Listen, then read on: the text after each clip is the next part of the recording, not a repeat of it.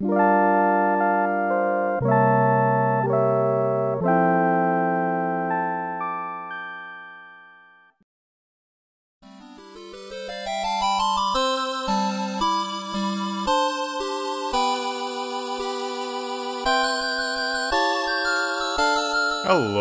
neighbors.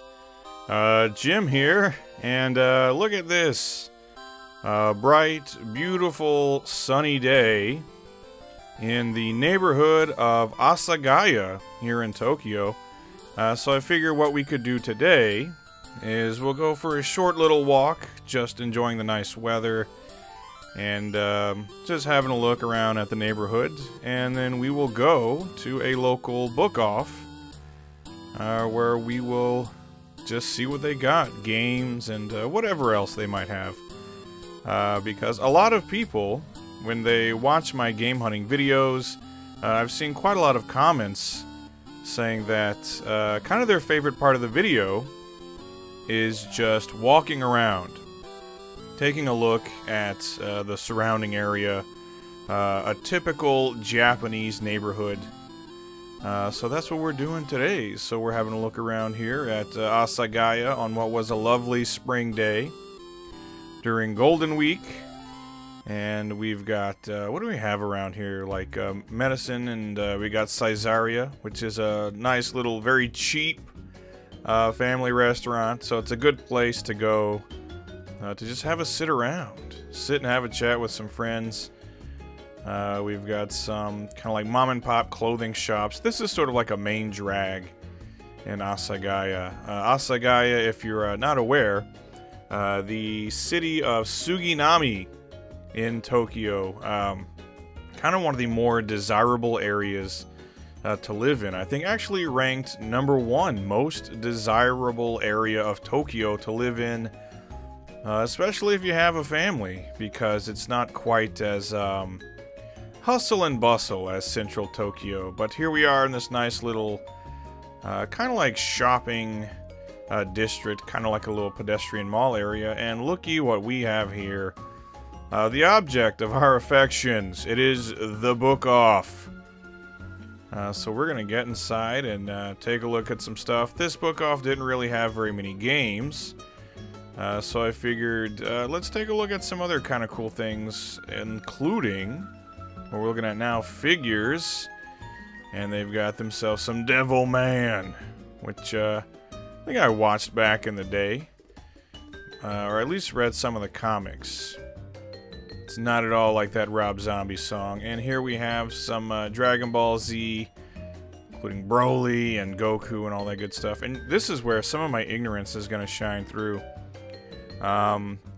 Because despite the fact that I was quite the anime fan as a teenager, Shin Gojira, which was a fun movie to see at theaters, yeah, despite being a big anime fan as a teen, I'm really out of the loop now. Like, I've never seen any of the more recent Dragon Ball stuff. I know Dragon Ball, Dragon Ball Z, and GT. I know the stuff that was out when I was a kid. I really don't know anything about Dragon Ball Super or any of that stuff. Pop-Up Parade, and looks like some Evangelion, like a character from Evangelion. Yeah, I know about anime from sort of like my era back in the day, so I really don't know anything about Naruto or One Piece, for example. Here, though, Macross. Some manner of Macross figure. Not a character I'm familiar with, but I guess this is meant to be like a little Christmas outfit, so that's kind of cool. I'm more familiar with, like, you know, 80s and 90s Macross. This I thought was cool, though. Kind of out of place. Spawn. Ultra action figures. Spawn from the movie. I actually had some of these when I was a young lad. I might have had this exact Spawn figure, but I definitely had the clown. The John Leguizamo clown. Which, he's not a demon in real life. Should he have been playing a demon in a movie? We got Bowser. We got this. I thought this was pretty cool, too. Frieza. And it's Frieza Force thing, but it's his spaceship, like his command ship. And that's pretty cool. So I guess on the back, it's, you know, the ship with a bunch of little figures. I guess you could do some sort of like, almost like diorama with Frieza, the Frieza Force, or whatever the case may be. So that's pretty cool. We got some Millennium Falcon here. That's another thing where it's like, as a kid, I was a huge Star Wars fan. Like, had the figures, the games, all kinds of stuff. Had a big Yoda, like, movie prop. Or not a prop, but like a promo thing in my bedroom. But these days, I don't know the first thing about Star Wars. Hey, the unquestionable best Dragon Ball Z character, it's Goldo. Or Gurudo. Right? He's the best, right? Because, I don't know, I thought that was kind of like fun, like an interesting character, because he could stop time and things. I thought that would be, you know, like more Dragon Ball Z characters to have like interesting powers like that, as opposed to just, you know, seeing who can punch harder. It'd be cool to, you know, someone shows up with something, throws this kind of a curveball. We have a bunch of Gundam model kits here. Which, again, Gundam is like one of those anime properties where I know like a little bit. Like at the time, when I was watching it on television, stuff like Gundam Wing and Stardust Memory and the original Mobile Suit Gundam, all of that stuff was watchable on television. But other than that, I don't know too terribly much about Gundam. If it's in fact a Gundam, like a literal Gundam, then I'll know what it is.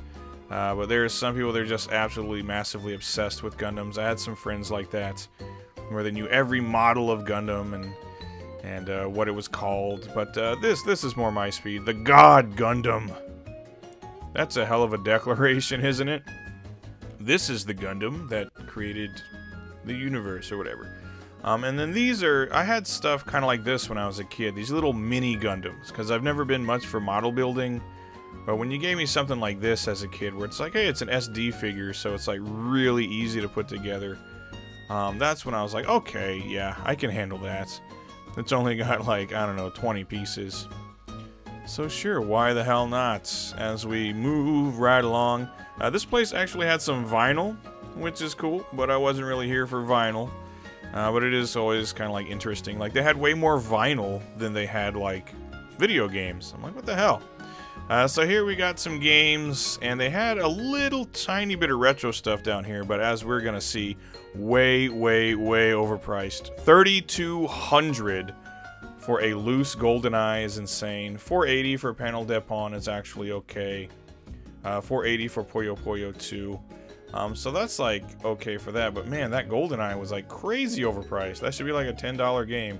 Here we have this Ranma 1/2, one of the Ranma fighting games. And how much are they charging for that? 2,700 yen. And that's too much for that. That should be like 1,500 yen. So, this is weird. Just a random little book off in the city. They don't have very many retro games, but what they do have, they really didn't know how to price it. 2,300 for Captain Tsubasa 3. Is an extremely common game. This, the Sailor Moon RPG, 9,600 yen. So something in the neighborhood of $75. That's quite the asking price for that game. Kirby 3, 3,600 yen, but with a little knocked off, that's still like way too much for that. Dragon Quest 5, super common game, and they want 2,300 yen for that.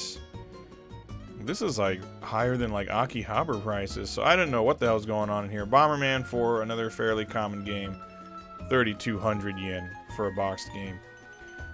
Which that's more in line with like eBay or something. Super Dodgeball, great game. 3,900 yen though, jeez. But there's some money off, it's price off for damage or missing manual or something to that effect. And the original Super Mario Brothers, 2,700. But I will say this box was in really good condition, surprisingly good, considering that game is older than I am.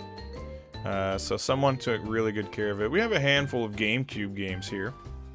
And that's nice. I myself don't collect GameCube games anymore. Crystal Chronicles, 480. So at least that's not overpriced. And we got some SD Gundam, whatever the hell, and some baseball, some Power Pro, a little bit of Bomberman Generations. Dance My Bomberman Generation. And Sonic Adventure 2, what is it, Battle? Which is awesome. Anything, you know, the first two Sonic Adventure games I enjoyed quite a bit. Dark Echoes, Metroid Prime Dark Echoes. something for the Mega Drive. No idea what the hell that is. And then a big bunch of nothing for the Dreamcast. So you're breaking my balls, Book Off. We have a little bit of PS3 here. And thankfully divvied up by genre. So it's, you know, you can go straight to the action or the fighting games or the shooting or the rhythm. So there's some cool stuff here. We got Oblivion, which I liked a lot back in the day. Odin Sphere for 1500, and that's a really good game too. I do quite like Odin Sphere. And the original Catherine for 270 yen, so that's like a $2 game, so that's very nice on that. Yeah, that's a little a hint, a little tip I have for anyone that's going to come here and do some game hunting. At the very least, learn to read like a little bit of katakana. That way when you do come here and you're looking at a section like this, you'll be able to know right away where are the fighting games, where are the action games, where are the role-playing games. Because they're labeled as such. Or at least I like it when they're labeled that way. I prefer that over the alphabetical order. I like to just go to a fighting section and just see what do they got, what do they have. PS4 games here, a lot of stuff there. They got the old Cyberpunks, and they got the things you'd expect, the Call of Duties, and the, I think like the Metal Gears, or whatever the one with the guy from Walking Dead is. I don't know, I never played it, so I have no freaking clue. Some Switch games, that's more my speed. I'm a Switch guy these days. Still charging 4,000 yen for Breath of the Wild, eh? What the hell? Puyo Puyo Esports, in case you like your esports there. Puyo Puyo Tetris 2. So that's lovely. And, what the hell? Celsetto? What the hell did that say? I don't know. Wasn't really paying attention. Boy, I'm so good at this, aren't I? Persona 5 Royal, 6,000 yen, jeez. And unless they're marked as being new, these are used games, so they're charging like retail on these new games on the Switch. But I guess you can just get away with that. Switch is the hot seller still. But we got some Marios, which I did like the Mario 3D collection. Super Mario U Deluxe or whatever, I enjoyed that as well. The Kirby games, all the first-party Nintendo stuff has been really great. This, though, I thought was especially cool. They had the special edition of Rumble Fish 2 for 4,100 yen. And it got all that stuff in it, so that's cool. So I actually picked this up today. Was not expecting to find that. Yeah, so I got myself some Rumble Fish 2 action. Yeah, just put that anywhere, Jim. So that's really cool. So if you want to know what I picked up today, that's what I picked up. They had Rumblefish 2 Special Edition. And the price was right on that. So, nice. I didn't have to go to Amazon to go get me some Rumblefishes. Which, Rumblefish, wasn't that a movie with Mickey Rourke? Or am I remembering that title wrong? And then we have a case here with just a handful of things in it. Some handhelds, some Switches, a Zelda GameCube controller that I guess must be rare because it's really expensive, and some Famicom Minis, which, can you ever have too many of those? I mean, really. So, you know, pretty cool stuff all around, but just, you know, it's always a nice day when it's sun shining and you can go to a book off and actually find something worth picking up. So thanks, everybody. Hope you had a nice time at this book off in the neighborhood of Asagaya. See you next time. Goodbye.